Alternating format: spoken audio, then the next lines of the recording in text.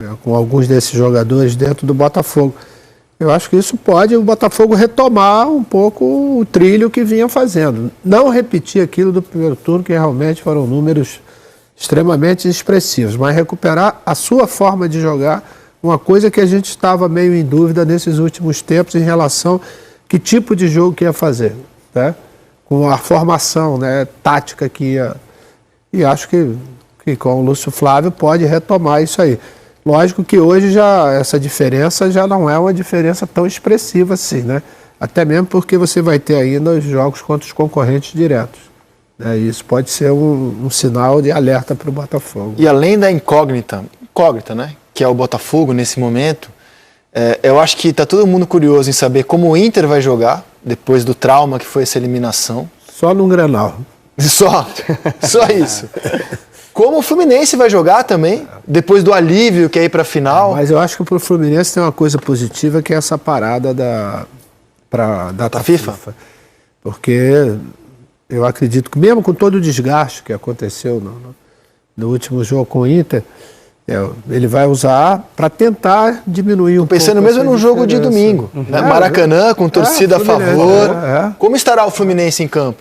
Como o Palmeiras vai reagir também num clássico? Olha que rodada, cara. Coloca os jogos pra gente.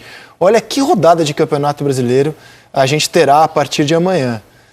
Para quem tem a pretensão ainda de tentar alcançar o Botafogo e para quem está naquela situação lá de baixo. Não pode esquecer do Red Bull também, que vem jogando uma bola. Confronto direto na briga contra o rebaixamento, Goiás e Bahia. O Vasco brigando contra o rebaixamento, recebendo um São Paulo que quer pontuar logo para poder entrar de férias. Corinthians e Flamengo. A toda a tensão que envolve a eliminação corintiana, brigando contra o rebaixamento, recebendo um Flamengo à espera do Tite. Fluminense e Botafogo. Palmeiras e Santos. Cara, que rodada. Isso não termina por aí. Grenal, Galo e Curitiba, Furacão e Bragantino, Fortaleza e América, Cuiabá e Cruzeiro. Pesado, né?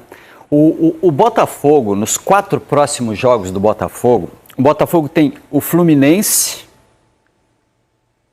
e tem Fortaleza como o 4º jogo. Ou seja, o Botafogo nos próximos 4 jogos, esse é o momento de estabilização, do vai ou racha, porque é o momento que você troca treinador, os jogadores assumem responsabilidade, torcida fica, né, na expectativa para ver o que vai acontecer e vem agora. Pega América e Atlético Paranaense entre os dois, mas entre os 4 próximos jogos, pega 2 equipes que estão com asas, né?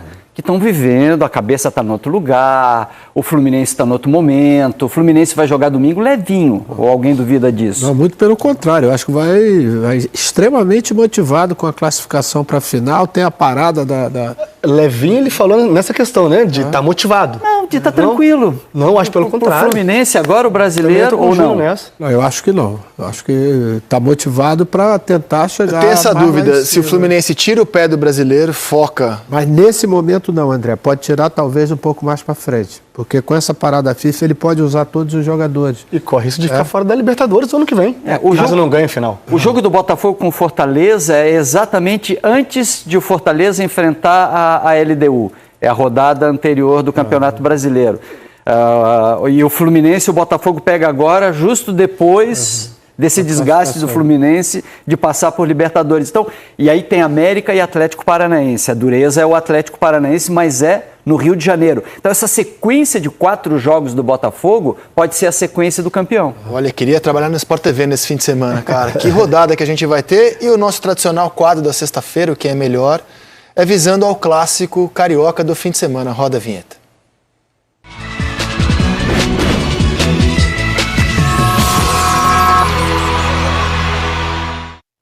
A gente preparou alguns duelos desse jogo.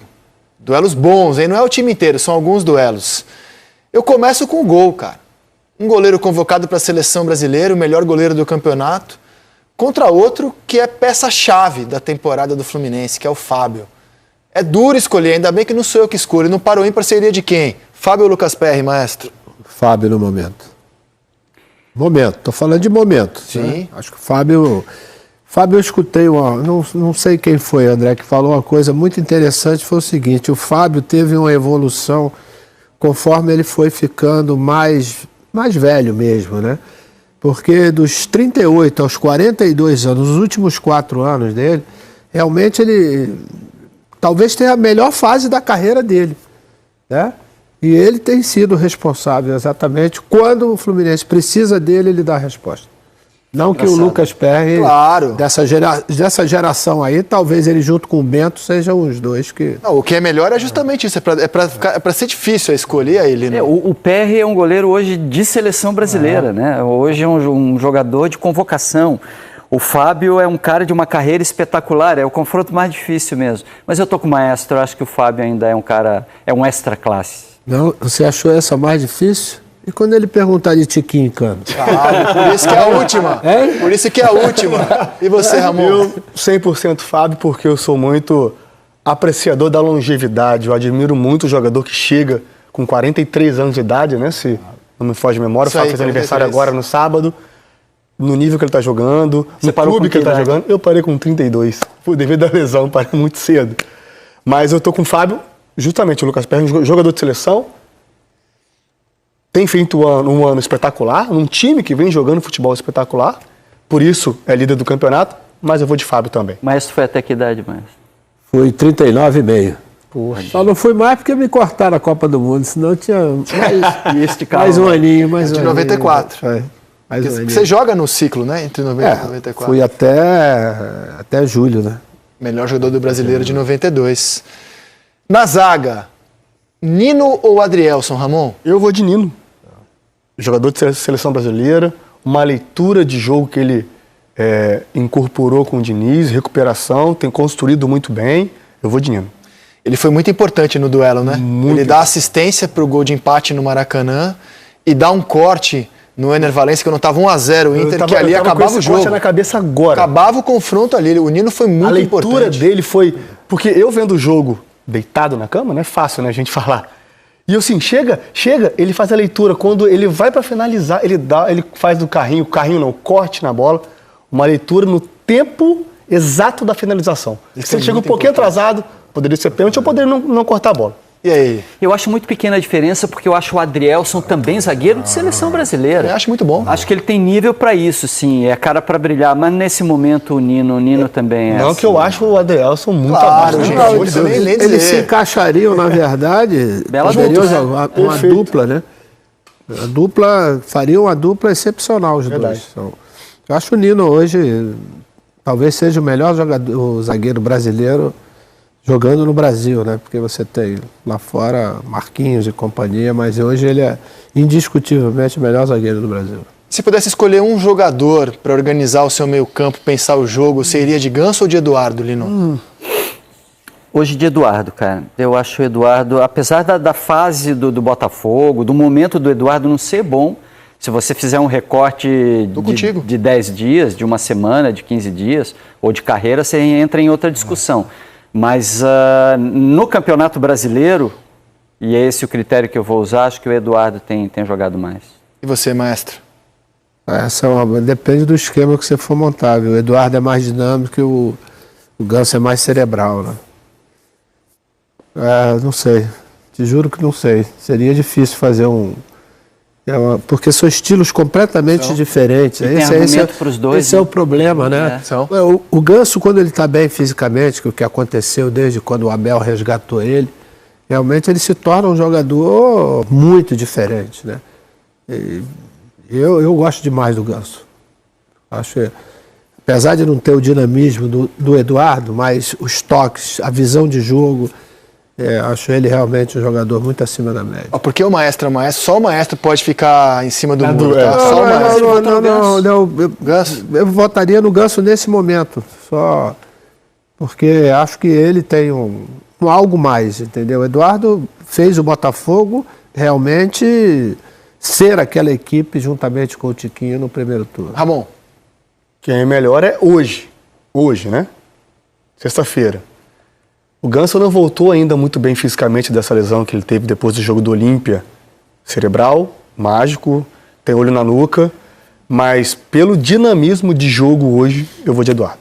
E Ramon, como eu gosto muito de você, começa essa aqui, cara. Cano ou Tiquinho? Ai, meu Deus do céu. Paz. Já que eu não posso nem falar hoje, né? Um artilheiro do brasileiro, outro da Libertadores. Não tem nem o que... Verdade. Não tem nem o que falar. Esse é o tipo da escolha que não tem Pro como. meu time, se eu fosse treinador... Meu Deus do céu, vamos me bater na rua aí, hein, Rizek? Não, Pelo fica amor de tranquilo, Deus, cara. hein? Por causa disso, não. Vou de Tiquinho. Tiquinho? Vou de Tiquinho. Eu vou ajudar o maestro aqui, eu vou de Cano, pela situação do momento, assim, pelo impacto que o Cano está causando na Libertadores, o que ele fez nessa sequência recente. Tiquinho, quando voltou de lesão, agora não voltou no nível que ele estava antes, ele é muito mais jogador, apesar do golaço que ele fez agora também. Mas o Cano, no momento, se esse for o critério, tá jogando muito, cara. Sabe que assim, a gente tá vivendo um momento bem especial de centroavante no Brasil, né? Soares, Valência, Vitor Roque. Caleri tá fazendo uma temporada muito forte pelo São Paulo. Né? No Rio de Janeiro, Verratti mudou o Vasco, ajudou a mudar o Vasco. Pedro e Gabigol podem não estar num ano maravilhoso, mas são Pedro e Gabigol, Cano, Tiquinho, Hulk. Estamos numa temporada forte de centroavantes. E aí, maestro? Não, a minha surpresa maior com o Tiquinho, porque eu já falei isso várias vezes, eu não acompanhava muito futebol português, né? E quando ele começou a se destacar, eu vi realmente um centroavante, porque na televisão é uma coisa, quando você vê no vivo, e fiz um jogo lá no Newton, que eu vi realmente um centroavante completo, em todos os sentidos, né? Eu vi darem a bola para ele rasteiro, ele dominar e passar. No meio da barriga, que é aquela bola mais difícil de você dominar, ele ter uma alternativa e fazer o jogo correr. De cabeça, então, nem se fala. Virada de jogo. Acho que ele foi realmente, talvez seja o craque do campeonato. Mas não dá para você fechar o olho para aquilo que faz o Cano. Ele é muito menos participativo, mas a participação dele é quase que perfeita. O gol que ele faz contra o Inter, né, que o Malo não sai, tá com ele ali nas costas, que ele faz um movimento, são poucas vezes você vê centroavante desse nível, né? Eu vou de Cano. E como vocês falam tanto que o coletivo potencializa o individual, todas as escolhas foram do Fluminense, porque o momento do Botafogo está estranho. Talvez se fosse há um mês, a gente fosse diferente. Sem dúvida. Né? Em comum, o líder do campeonato tá... Mas o Eduardo não ganhou do Gans? Não, você foi de Eduardo, você foi de... Eduardo? Eu fui de Eduardo. Ah, então o Eduardo ganhou, foi o único. Eduardo. Nos outros, o Fluminense levou vantagem nesse duelo, que é o nosso quadro aqui de sexta-feira, o que é melhor.